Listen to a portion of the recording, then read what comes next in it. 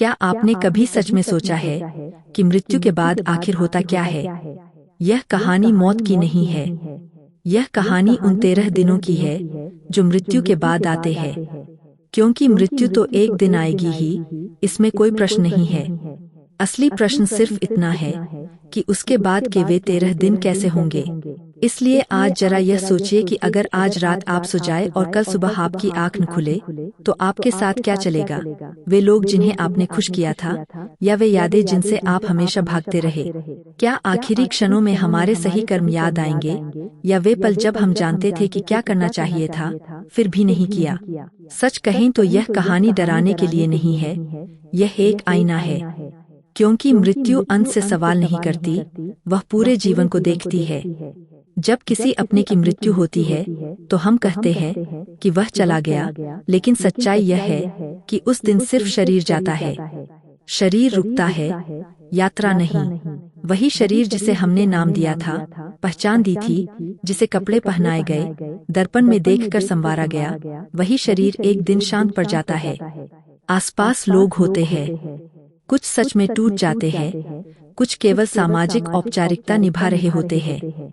शब्द बोले जाते हैं, लेकिन ज्यादातर शब्द खोखले हो जाते हैं। चिता सजती है, आग दी जाती है, लपटें उठती है, और थोड़ी देर बाद लोग पीछे हटने लगते हैं। कोई पानी ढूंढने लगता है, कोई छाया में चला जाता है, कोई मोबाइल देखने लगता है। उसी भीड़ में कोई एक पल के लिए पीछे मुड़कर देखता है और लगता है जैसे सब कुछ यही छूट गया हो। उस क्षण कोई यह नहीं बताता कि जो जल रहा है वह इंसान नहीं था, और जो इंसान था वह अभी पूरी तरह गया नहीं है। हिंदू दर्शन के अनुसार शरीर की आखिरी सांस के साथ सब कुछ समाप्त नहीं होता। आत्मा उसी क्षण स्वर्ग या नर्क नहीं पहुंचती। वह कुछ समय तक उसी स्थान के आसपास रहती है, उसी शरीर के पास जिसे उसने पूरी जिंदगी मैं कहकर पुकारा था। वह अपने ही शरीर को निर्जीव पड़ा देखती है। वह शरीर जो कभी भूख से व्याकुल होता था, दर्द से सिकुड़ता था, सुख में मुस्कुराता था, अहंकार में अकड़ जाता था, अब वह केवल एक ढांचा बन चुका होता है।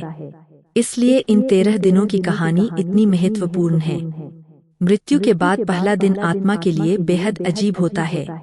सब कुछ वही रहता है, वही घर, वही दीवारें, वही आवाजें। फर्क सिर्फ इतना होता है कि अब कोई उसे महसूस नहीं करता। वह देखती है कि कौन सच में टूट गया है और कौन केवल रस्म निभा रहा है। वह सुनती है कि लोग उसके बारे में क्या कह रहे हैं।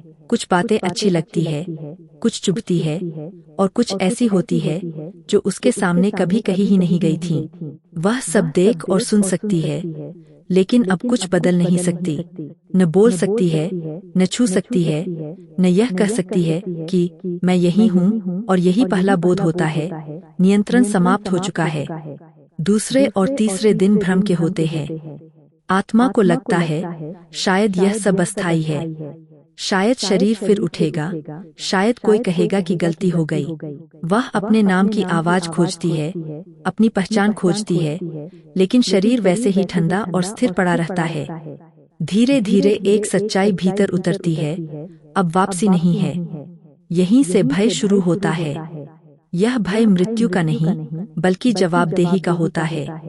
क्योंकि अब न कोई सफाई बचती है, न कोई बहाना। शास्त्र कहते हैं कि इस अवस्था में आत्मा को भूख और प्यास जैसी अनुभूति होती है, लेकिन उन्हें शांत करने का कोई साधन नहीं होता।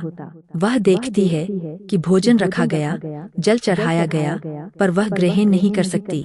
इसी कारण पिंडदान और जल तर्पण को केवल रस्म नहीं माना गया।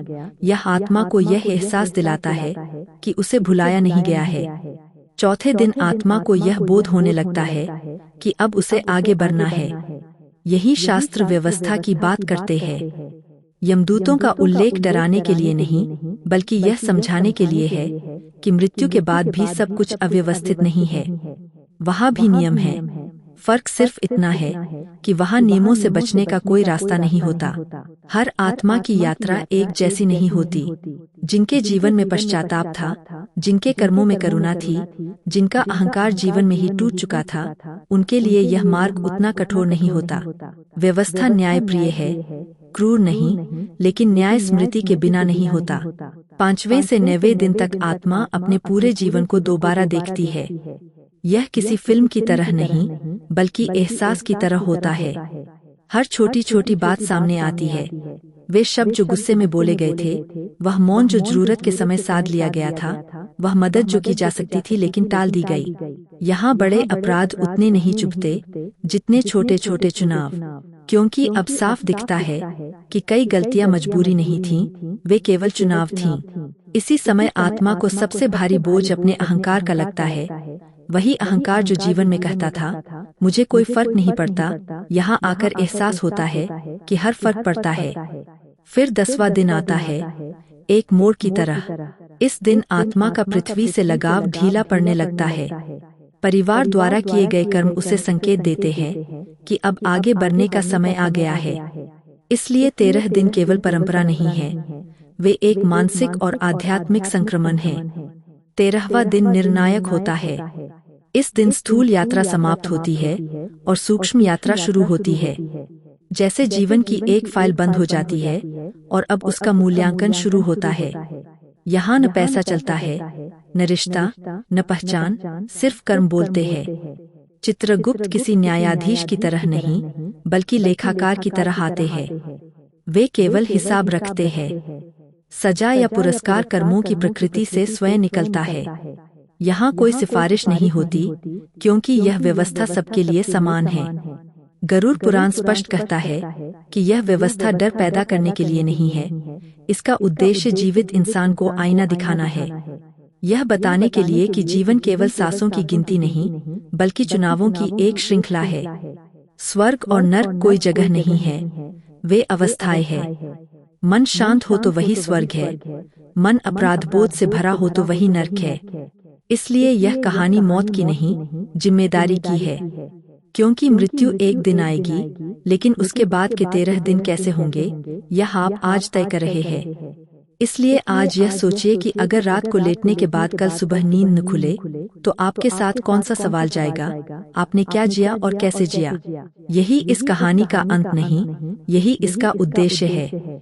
इसलिए जब तक जीवित है, मृत्यु के उस पार की कहानी को आज से ही व्यवस्थित कर लीजिए। अपने कर्मों को ठीक कर लीजिए। यह सुनिश्चित कर लीजिए कि यहाँ सुख भोगने के चक्कर में कहीं आप वहाँ पीड़ा की तैयारी तो नहीं कर रहे, क्योंकि यह कहानी मृत्यु के बाद की नहीं है, यह कहानी जीवित लोगों की है। ओम नमः शिवाय।